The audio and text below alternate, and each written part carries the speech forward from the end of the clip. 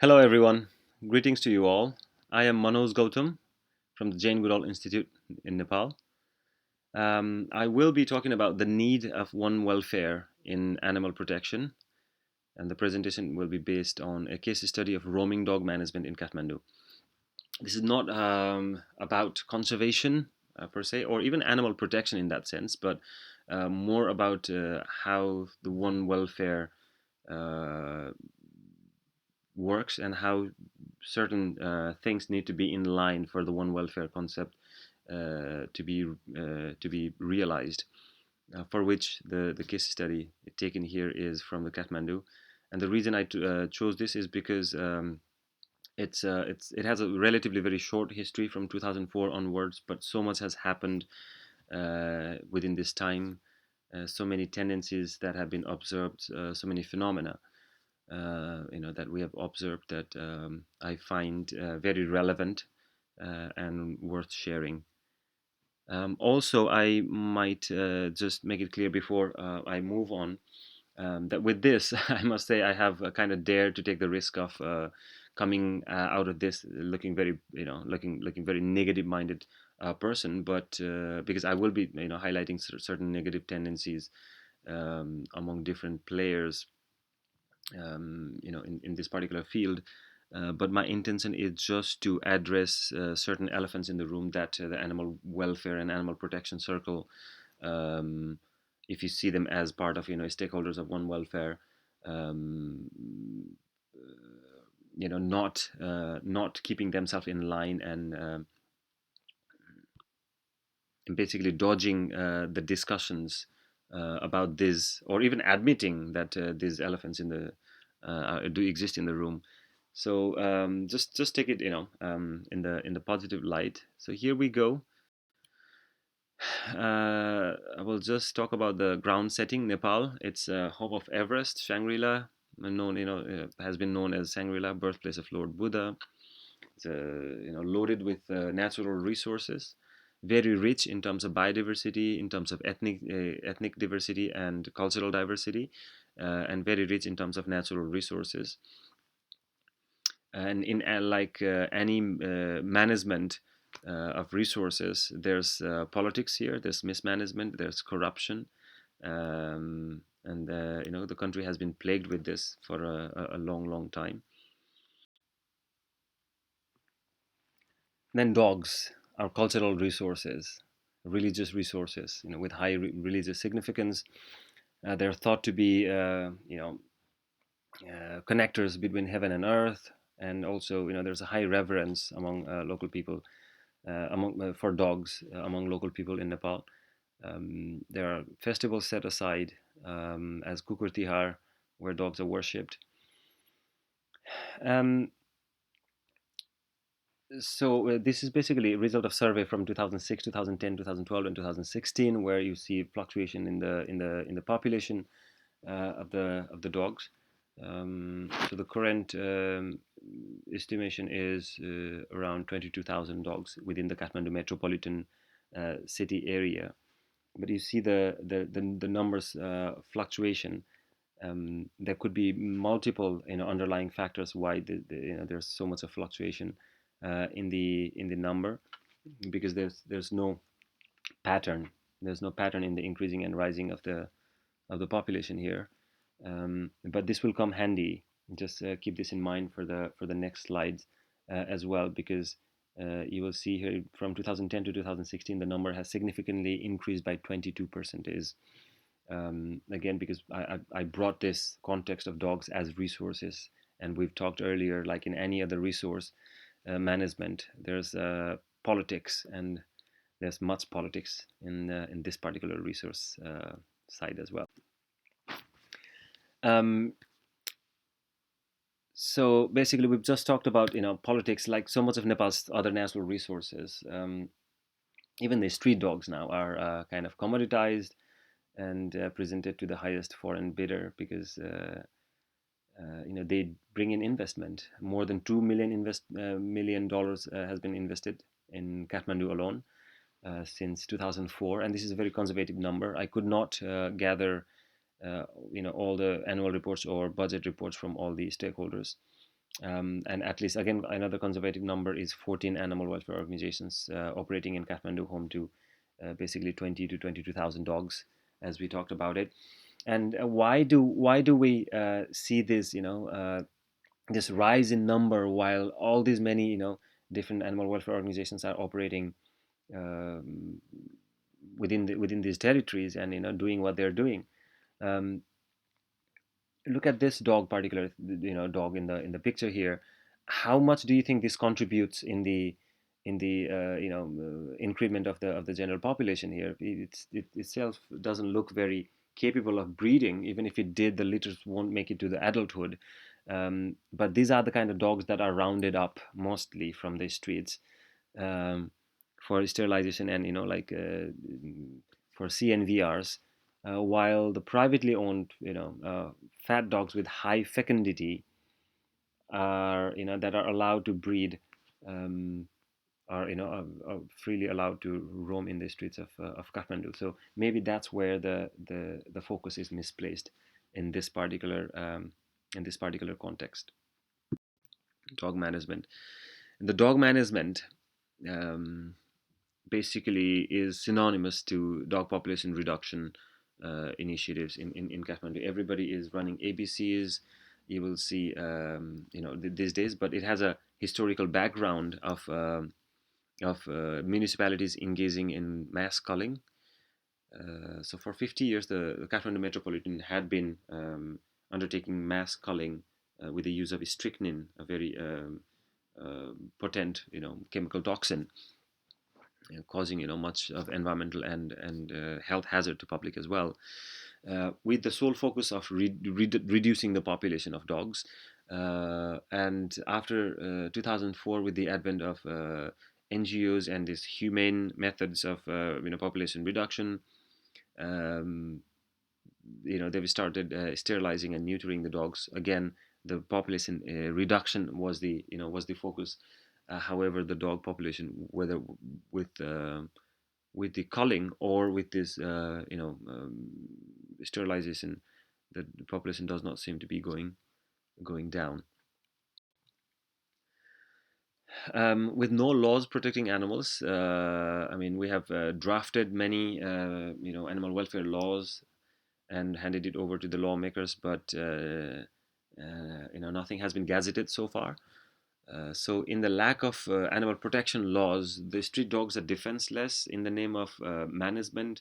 These dogs have been, subject of experimentation. Vet students have tried different, surgical interventions, practicing surgical interventions on these dogs. Likewise, many animal welfare NGOs have carried out horrible, basically these are animal welfare organizations, but since their focus has been so much in the reduction of the number, they've they basically contradicted themselves, and have carried out many anti-welfare tests and trials. Even there was one particular group that was going around injecting calcium bicarbonate or calcium carbonate solution on the male dog's testicles, 600 or 700 sample size. Many of them perished. Of course, many of them showed like severe trauma cases, swelling, and injuries. There was another particular group that brought in some hormone-based contraception on female dogs in one particular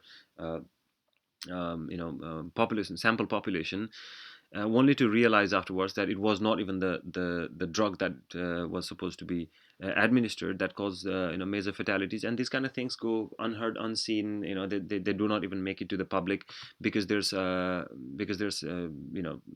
repercussions, which is why there's no answerability among this kind of practices, but solely because the focus is on reducing the number. Likewise, the lucrative business of misery pimping.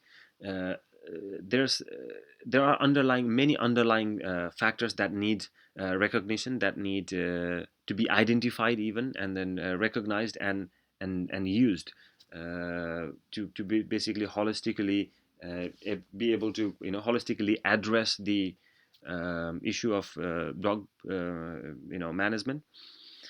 But the misplaced attention, with the misplaced focus again, caused by advertisement of the misery among social media and other media. It is one of the trend that's only growing. The more miserable a picture of a dog is, the more likes and more following any particular organization or one particular post on the social media will receive. Whereas in reality, 98% of Kathmandu's dogs have no visible skin disease and are in relatively good body condition. Not to say that there are no other issues related with with dog health um, and dogs' welfare, but at relatively speaking, 98% of dogs, are, skin conditions are fine. They're not that emaciated, and yet that underlying factor behind 98% of the dogs being in relatively much better condition, what is causing that? It's not the NGOs. It wasn't the sterilization. It wasn't the population management attempts that has been sustaining this dog population in a relatively healthier manner. Um, within the communities of Kathmandu, it is basically because of the cultural asset that we have, the cultural foundation that we have, the compassion foundation that we have, among the people living in Kathmandu, that has enabled it. So rather than focusing on in situ, solutions, by bolstering these cultural assets, these cultural foundations, this the humanity as a foundation, and enabling the local communities to take charge. Um, this misery pimping has caused rise in number of NGOs trying willing to rescue Nepal's street dogs with the intention of sending them to homes in Europe and America, asking the dogs not to dogs of Kathmandu not to panic. So this entirely misplaced attention, entirely misplaced focus, and entirely misplaced resources. Imagine the resources used in transporting all these dogs from one country to entire one continent to another continent, and imagine the level of stress these dogs have to go through when they are transported from the streets of Kathmandu to entirely new world. Um, that clearly is not the ideal solution, and the resources could be better used for a very long term solution, long term addressing of the existing problems. So when these shelter-based organizations are basically saturated, all their energy and resources drained on feeding the dogs, keeping them from fighting, preventing the disease outbreak within their own, like concentrated shelters. So there's hardly any energy left for these, interventionists to look into the underlying, factors causing this problem to be a chronic problem. Now, we talk about one welfare. All these myriads of problems here, like represented in this, as presented in this slide, they all have something to do with dogs this way or that way, but they also have a lot to do with human health, public health concerns they carry, environmental concerns, of course, and then animal health concerns. Which is why one health and one welfare, because everything is connected. Without sorting one, the other cannot be sorted out. This highlights the very intricate nature, intricate web that it is, our society at large. Um, and all these little nuggets of problems that we have mentioned here, it needs a robust stakeholdership. It cannot be one Superman NGO or one Superman animal hero that will come and basically fix it all, wave it their magic wand and fix it. There's no silver bullet, but there's one undeniable fact, that unless and until the stakeholdership, because this is one health, everything is connected here, everything has to be done, because this is a vicious cycle. There's no end or beginning, there's no head or tail of this. Everything has to come from every single angle, represented by all different kind of stakeholders, which is why I'm going to spend a lot of time talking about the stakeholder dynamics here. um, because the government in the past in Kathmandu was almost non-existing in terms of making any interventions in the field of dog management, other than culling.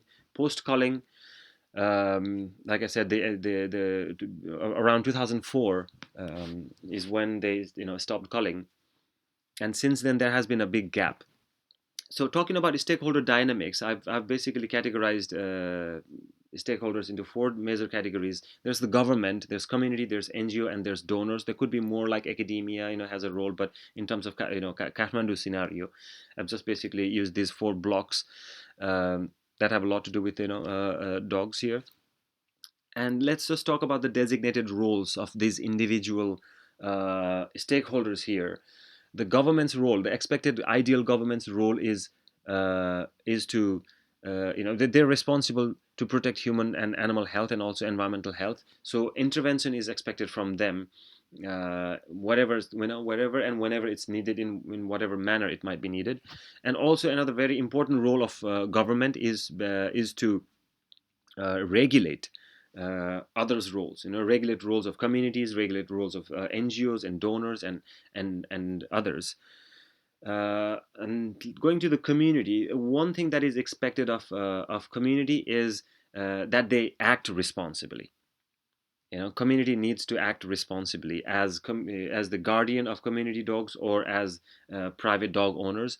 If each and every single member of the community started acting responsibly, whether it's vaccinating their dogs or sterilizing their dogs or not abandoning their dogs, getting their dogs registered, looking after their dogs, maintaining their standard of dog welfare, then much of the problem that surfaces would basically be resolved, which is why the community is such an important stakeholder in this dynamics. Then comes the NGOs, of course. NGOs are catalyst for change, small input, like big output. NGOs need to be always looking out for opportunities where, how exactly the change can be brought.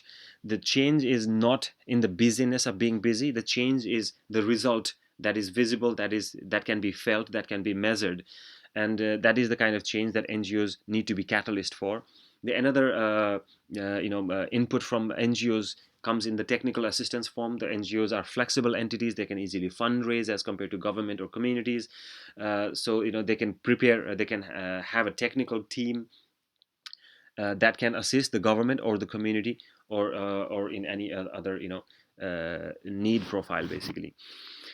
And then the NGOs also need to act as watchdogs on government's performance, watchdogs on community behavior, and raise voices accordingly. One thing that I missed over about the community is issue raising, because community are the very baseline entity. So they are the first ones to see any issues or notice any issues that they need to raise and bring it to attention of either government, NGOs, or other parties. And then comes the donor. Donor's role in all this is basically just to find out spots where the resource need to go. What are the appropriate spots where that need resourcing? What are the units, the packets, of possible changes that needs resourcing?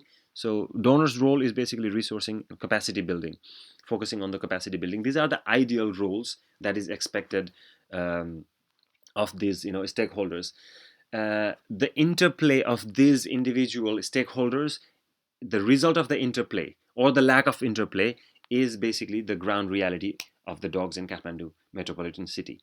So whatever this interplay has done, has brought, and hasn't brought, or wherever this interplay exists or doesn't exist, that is why the dogs are in the state that they are in now. Whatever good has happened is because of this dynamics, and whatever bad has happened is because of this dynamics. Whatever good that hasn't happened and whatever bad hasn't happened is because of this dynamics. And how can we bolster this dynamics to make it more, to bring it more into the essence of one welfare, where every single stakeholders are actually playing their designated ideal roles, and not overstepping or underperforming, is becomes very key. But then the ground situation, talking about the stakeholder dynamics, might be a little different here. Let's talk about the first interplay between NGOs and communities. So don't worry, we'll clean a mess. We've already talked about this. That's the kind of messages that NGOs' roles and NGOs' way of operating within the communities has kind of established in the communities. NGOs use the very dedicated, active member of communities. Um, for their daily operations, and these people are like investing their time and energy. But when the NGOs get saturated, these individuals do not understand the limitations, because usually what NGOs tend to do is NGOs tend to hide their limitations. NGOs feel the need to bloat themselves, make them look more efficient, more bigger than what they are, because they need a little piece of attention from the government, little piece of attention from the public domain, appreciation from the public domain, and primarily from the donor sector as well, which is what encourages NGOs to begin with the unfair play here. And that is where they start hiding their limitations, which again results in disastrous implications or repercussions, because what we've seen in Kathmandu is, once their capacity gets saturated, there's nothing they can do other than to basically dodge the calls, because the calls from the public domain will not stop coming, because the issue is much bigger there. The production of abandoned dogs, the production of litter is happening in such a fast rate, that there's little NGOs running shelters with 100 200 dogs. In no time their capacity will be saturated. So what gets left for them is to dodge the calls and just basically tell them that we cannot. And that frustrates the public or the communities, that dissatisfies the communities, because now the communities start thinking. Initially they started looking at NGOs as the solution providers, but now they start linking NGOs with the problems. They are the reasons behind the problems. So that is why this very active, emotionally charged and very dedicated dog lovers from the communities who have in the past worked with some NGOs feel the need to create their own NGOs, which is why mushrooming NGOs. I've been asked 1,000 times by so many people all over the world, why are there so many dog welfare based NGOs in Kathmandu? Primarily because the problem exists, and everybody happens to think that they can solve the problem. But the real problem is that nobody is actually addressing the problem. They're only dealing with the symptoms, and only making things worse, because there's now this competition, serious competition. So the unhealthy corrupting of communities from NGOs, because they want more support and appreciation from the communities. They will try to make it easier for the communities, hence overstep on communities' roles. Nobody at this stage uh, has gone to the community and told that it is your responsibility, so do not call us, you deal with it, because it is the community's responsibility. You look into it, rather than like putting it on NGO's head or a government's head. Like, there's no moral courage among any NGOs locally in Kathmandu to be able to like make the communities realize, which is why the perpetuation of this misery. And among the communities, like even the hardworking NGOs are like dollar gobblers, and they cheat on delivery. So there's this negative perception about NGOs is rising, while certain NGOs are basically engaging in like self promotion and self glorifying, and working for self prominence, and causing more politics and like unfair play among themselves. The other interplay is government versus NGOs. Again, don't give that group any money. Make us partners. We'll work on your area for free without any burden of responsibility on your head. This is a real incident that happened in the vicinity of Kathmandu metropolitan, where one particular NGO was already receiving some financial support from the government. At least the government had that bit of commitment and that bit of engagement on as part of solving this dog problem. Another NGOs comes and overpromises to this government, relieving the government of their responsibility to whatsoever, to whatever extent it was. Just NGOs are making it easier for the government to be lazy, to be unanswerable, and to have the liberty to not to have anything to do with the dogs, basically. And this has destabilized the stakeholdership even more. Whereas NGOs should be working as a catalyst for change. The change that is happening is negative change because of this unhealthy competition, trying to outcompete one's rival. And this competition has gone beyond certain levels of unhealth. In if we talk about Kathmandu as a playground of NGOs. Also, from the government side, we have given the responsibility to ABC NGO. So go to them. Complain to them. This is the message to the public.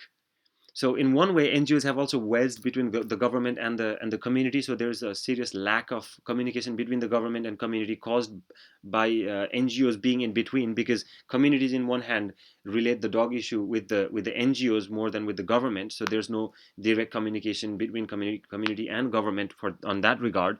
And also government now have like NGOs to basically just give everything to, so they don't have to engage with the community, which is again creating more crisis of communication and crisis of understanding and crisis of feedbacks and all that, which is a must. And another reason why community people still hesitate to refer to government is because they still, I mean, governments have come a long way since the time they used to engage in culling, in mass culling, but the community is still ignorant about that. It is still unaware about that, because they never had that like firsthand uh, interaction with the community after the NGOs kind of started establishing themselves as the dog mop in Kathmandu scenario. The other interplay is between donors and government. OIE in their guidelines and recommendations, particularly about the stray animal management, have very clearly not only mentioned but very strongly highlighted that working with the governments, in government engagement, the local government's engagement and the community's engagement is a must in this problem. But the donors seem to be very conveniently avoiding that aspect, and they're very comfortable not engaging with the governments and engage with no commitments.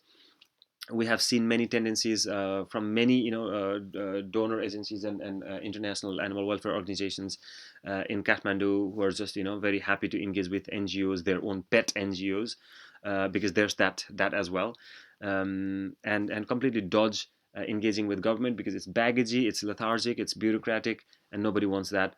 But nobody is actually looking, into what would be sustainable, how crucial the government's role is. Of course, it's not going to be easy working with government, but it's not about the easy. It's about the fixing. It's about the sorting out of the problem, and not continuing to be busy with the easy things that doesn't yield any result.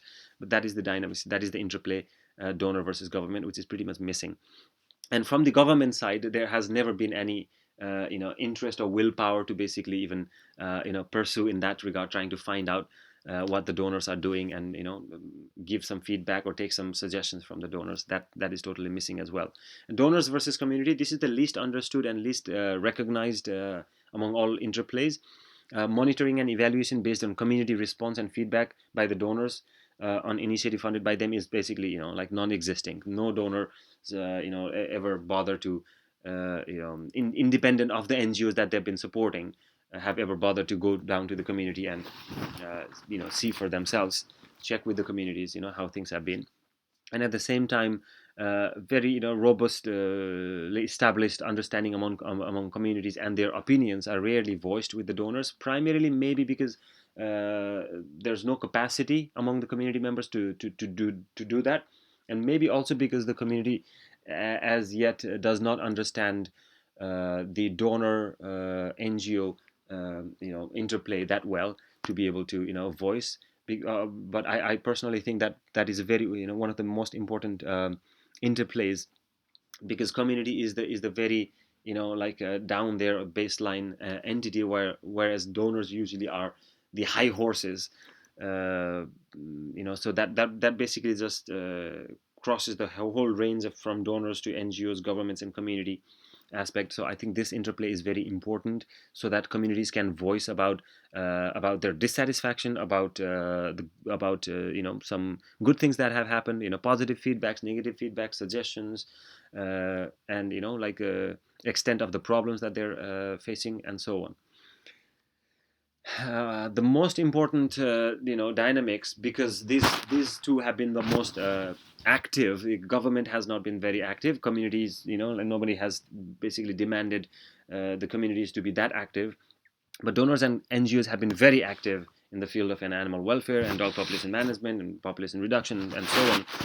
And there's so much within this dynamics. Donors politics usually fuels the local NGO politics. Donors hate to realize this. Donors have always taken the privilege or liberty to highlight the local NGOs dog politics, how bad the politics is, the dog fight.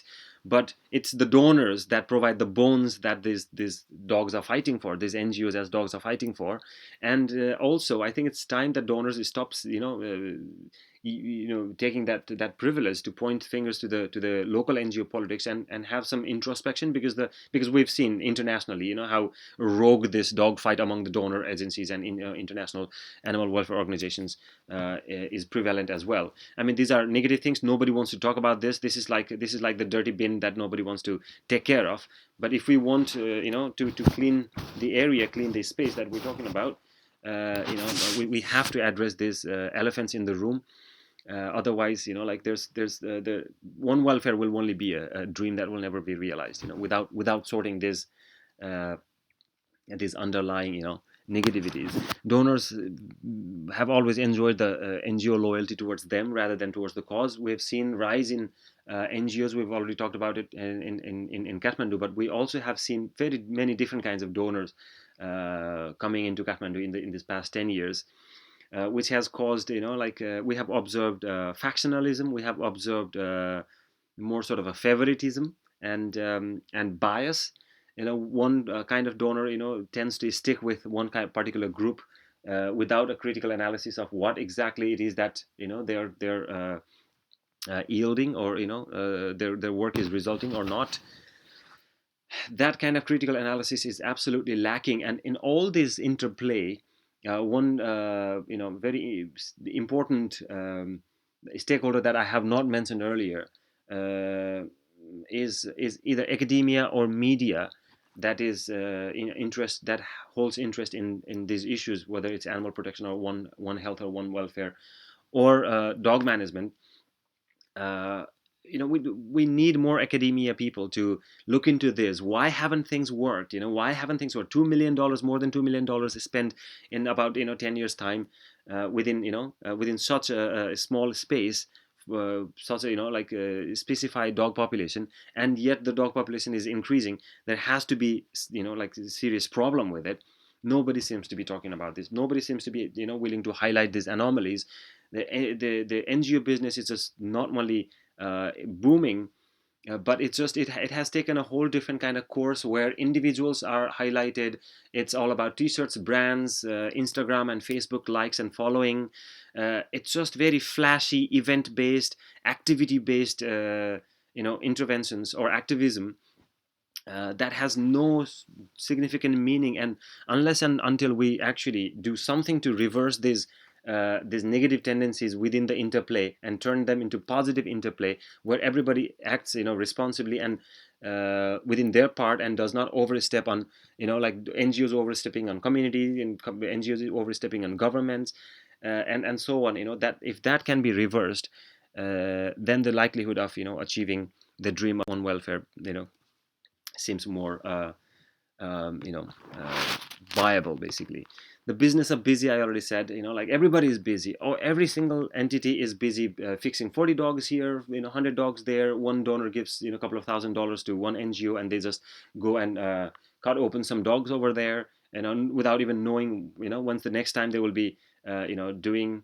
anything like that ever. There's no head or tail of these initiatives. These are most random, sporadic, without any methods or planning. Forget about collaboration on that front. So while that continues, we also have seen not entirely research-based organization, but there are groups that are more interested in evaluating what's going on. There's no critical analysis of the wider dynamics, but like people are interested in evaluating what these particular things are doing. Certain initiatives that have started showing promises, something that I will be talking later. This in this particular initiative's case, Manu Mitra, I will refer to that later. More money has been invested on evaluation rather than on the initiative itself. The problem is that it is a nut. It is a peanut. It is resourcelessness. and there's a big wrench for that knot. It is this pictures just comes so it just pretty much literally hits the locally lying tendencies here. People are just being busy, not listening what actually works, not thinking about what works, not even looking at what how they have wasted resources and times, all because of this misplaced focus and misplaced resources. Now, after talking about all the doom and gloom, I would like to give you a little glimmer of hope, something positive thing that has happened. The Kathmandu Metropolitan, for the first time, has brought this initiative. Manu Mitra. Manu means human. Mitra is friend, basically meaning friend of human, referring to dogs and companion animals. Usually, DPM does things to dogs. Dogs are caught, relocated, rescued, sterilized. Dogs are vaccinated. Dogs are hospitalized. Dogs are released, rehomed, returned, euthanized, killed. Like everything is happening to dogs. We are doing things to dogs in the name of dog management, while the community and everybody else, watches. And Manu Mitra, for the first time, is trying a new way of managing dogs, which focuses on humans. So basically, starting with the question whether this problem is an animal problem or a human problem, whether this is a problem created by animal behavior or human behavior, with a vision of a healthy dog, safe dog population managed by the communities, backed by the government. So Manu Mitra was launched as a core program of Kathmandu Metropolitan City's Urban Health Division back in 2016. And this initiative was, the design was based on multimodal baseline, and much preparation has been put on this initiative. The results of which, the findings of which is basically that there are 82,000 owned dogs in Kathmandu. 22,000 are freely roaming dogs, known as community dogs or street dogs, at any time. And out of the 82,000 privately owned dogs, 44,000 owned dogs are allowed to freely roam at one time a day. So basically, you can imagine the crossover or the overlap or in the constituency of 22,000 roaming dogs from that 44,000 dogs that are allowed, that are owned dogs, but that are allowed to roam at one time a day, out of which 73% is of males and 88% is of females are not sterilized. So basically, rather than entirely focusing on the street dogs, just picking random dogs from here there, it needs a broader, like stakeholdership. It needs a broader mindset as well to include the privately owned dogs, for which we need regulations and much more, which is where the government is needed. Now, findings. Basically, Kathmandu is one of the places with the highest densities of dogs in the world, and yet dogs get to be dogs. Basically, there's all five freedom as long as they get to roam around freely in the area and are taken care of, well taken care of by the community members. I would like to, yeah. So basically, now talking about the numbers, I've highlighted the numbers and the reduction, the focus on the reduction so much coming from everybody. Who's to say that the dogs are overpopulated or the cities are overpopulated with dogs? There's an overpopulation of dogs or underpopulation of dogs. Our survey shows that more than 40% of respondents feel that the number is about right or is even less. There were many people who have shown concerns that this massive level of sterilization might actually make the local dog population go extinct. That is a genuine concern from the from the people. So whether it is the fewer dogs that we want, or is it safer dogs that we want? So Manu Mitra is working with the intention of turning Kathmandu a very dog friendly city with safer dogs inside. Safety also refers to the safety of dogs, but also dogs are safe for human beings and for the environment.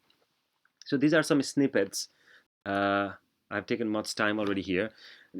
So Manu Mitra's backbone is animal management committees. So these are wards. We have 32 wards in Kathmandu metropolitan city, and the wards are the smallest unit of government that dissolve into community. That they are the interface of the government and community basically, and the ward chairman chairs the animal management committee.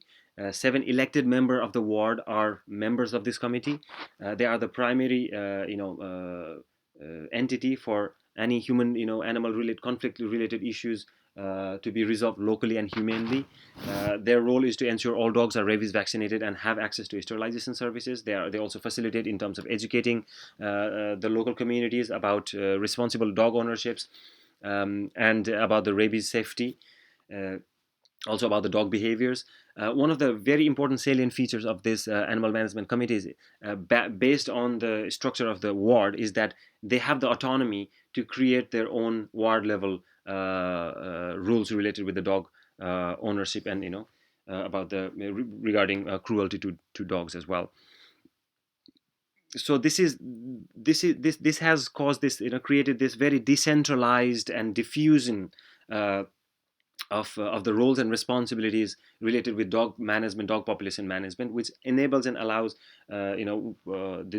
this smallest unit of governments to resolve their own issues locally.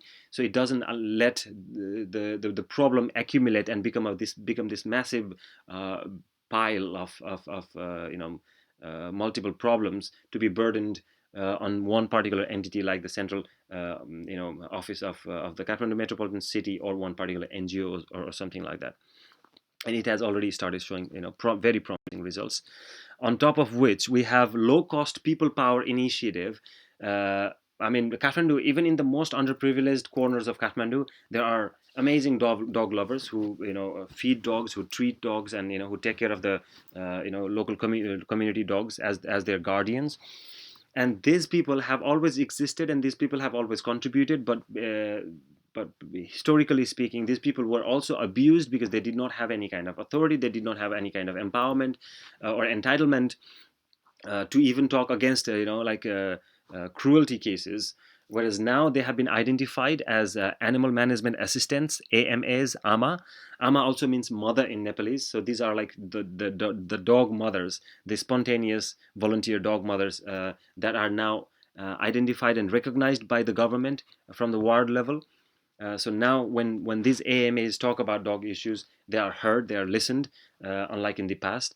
And this has created even more decentralization, because every single ward has multiple AMAs who are the primary contact sources for the local residents regarding advice, conflict mitigation, advocating animal welfare, and this and that related roles that are focused on prevention, of course.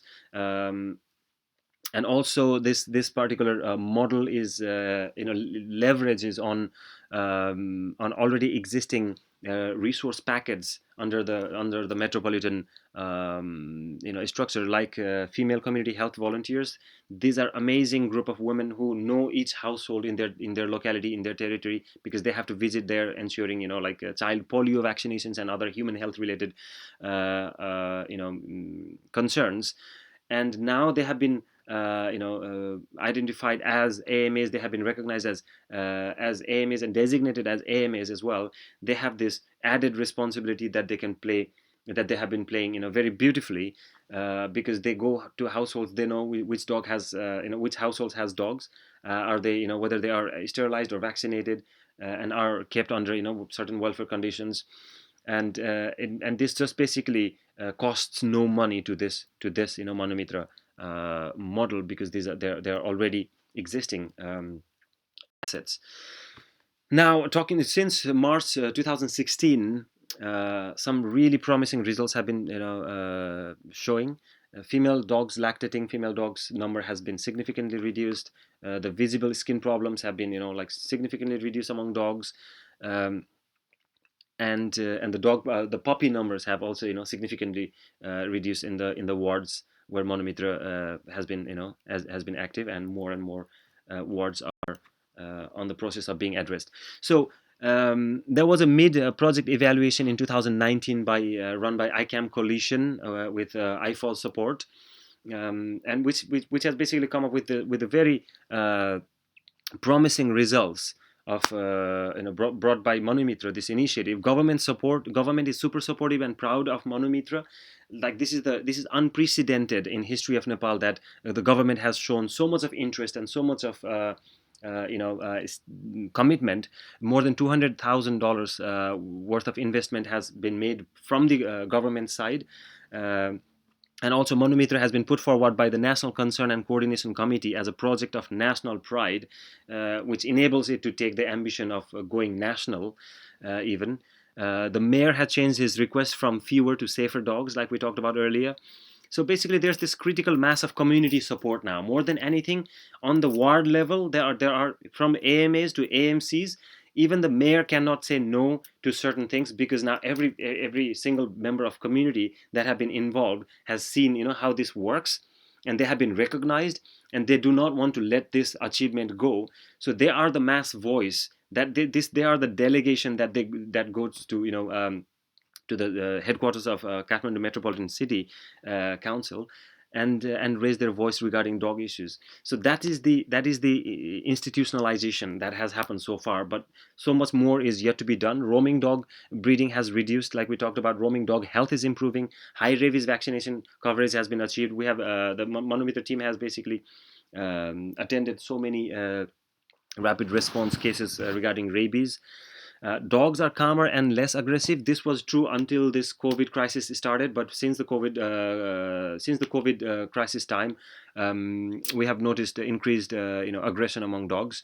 But that was primarily because of the competition among the dogs, but also because NGOs started, and individuals started feeding dogs, dumping bigger chunks of food in one particular area, causing destabilization in the population mobility of the dogs. So it's more and more stranger dogs were moving in local areas of the local dogs, which is why this upheaval was caused.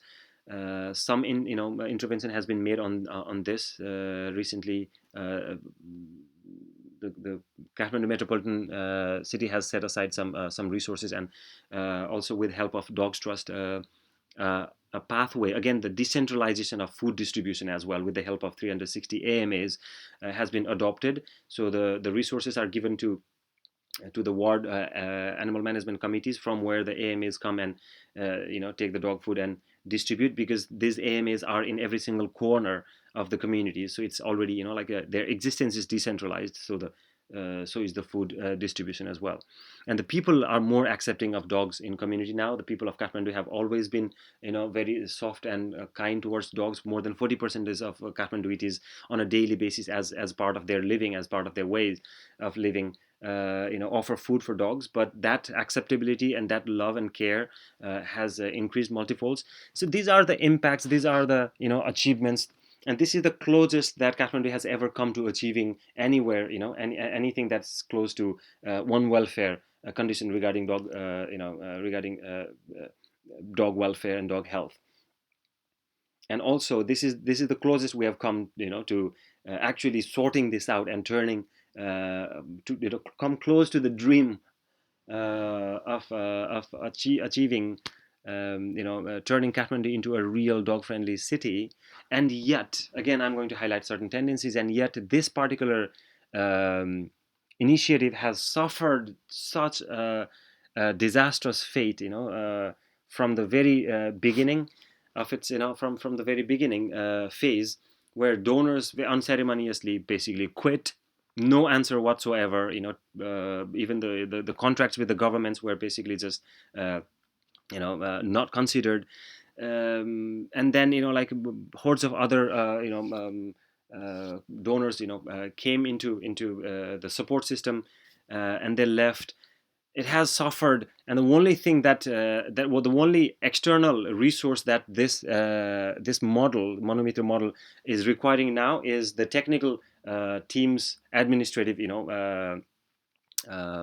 charges. Basically, the administrative cost for the technical team to run, the salaries and this and that. Everything else is being looked after by the government, from the Kathmandu Metropolitan City. But because of government policies and certain things, the salaries of the technical assistant, technically assisting NGOs, cannot be looked after by the government. But even for that has been such a massive struggle, where while donors are busy spreading crumbs in so many different random sporadic places, even causing competition, even causing the same dog that was sterilized last year to be cut open.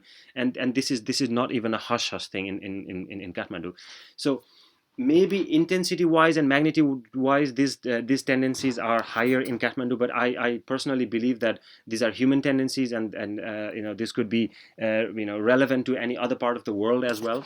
The idea is that there are certain ways things can be achieved without which we will always linger, we will always struggle like we are struggling, and without addressing these underlying factors, we will never be able to achieve what we want to achieve. So the key takeaways are: problems as these with more than one dimensions cannot be addressed in linear manner. That is very much well understood and given, established.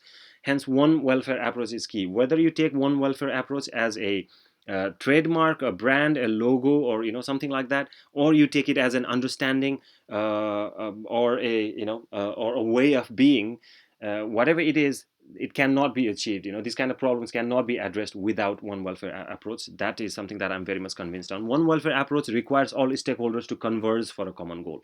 Converging is not participating, like forced participation because I want my logo there, kind of participation, or being part of some kind of conglomerate or a coalition.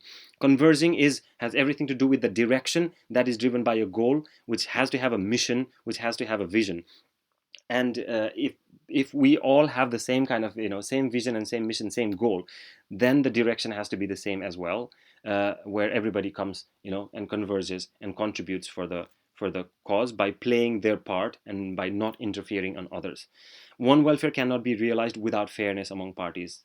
Let's just give up on like someone has to talk about this kind of unfair play, this distractions from the real issues and real underlying factors, and fairness, respecting others' role, and fulfilling your true role, being very true and loyal to the cause. That is fairness here, and that is a must for the realization of one welfare as a goal. Overstepping tendencies among parties is more detrimental than underperformance. This is the epiphany that I was hit long ago. Underperformance can be improved.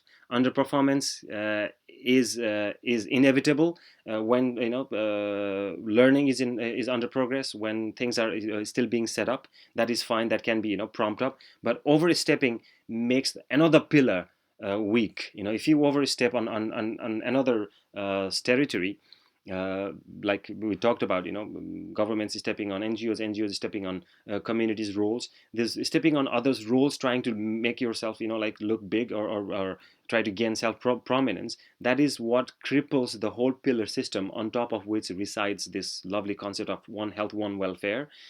And we have to be responsible on that particular front. So I'll wrap up with this last slide. One welfare's challenge and opportunity. One welfare is both the tool and the target. The target is one welfare, but we cannot achieve that without following the essence of one welfare in itself. Keeping up with community demand is a must, because community is the most important aspect in this. Is the most important stakeholder in this all. Hence, AMA training and mentoring initiatives like that are very crucial, because if we can empower the community, much of the problems will be resolved within the community level. The burden of which none of us have to take, trying to play God otherwise. Decentralizing and appropriating roles among relevant parties. Decentralization is a must. One entity holds much of it. That is a recipe of failure that we have already seen. Hence, decentralization. Empower more. Once your role is saturated, encourage others to do the same. Do not try to overtake on more roles and more responsibility, hence the rights. Decentralization is the key, and appropriating certain relevant roles to the relevant parties is a must. Encourage collaboration, increase fairness. We have to start, this is my personal request to friends in academia, we have to start banging the doors of all these stakeholders and basically shaking them all, like, why haven't you thought of this? Why haven't you been behaving? Because look at the past. So much has been invested, so much of cruelty, so much of compromise in the welfare, and all we've basically done is just keep chucking water from the boat where there are multiple holes. Nobody is thinking about fixing the holes. The focus should be lying and fixing the holes and plugging the holes. That is the key message here. Thank you, everyone. I really appreciate I've gone overboard on the time factor.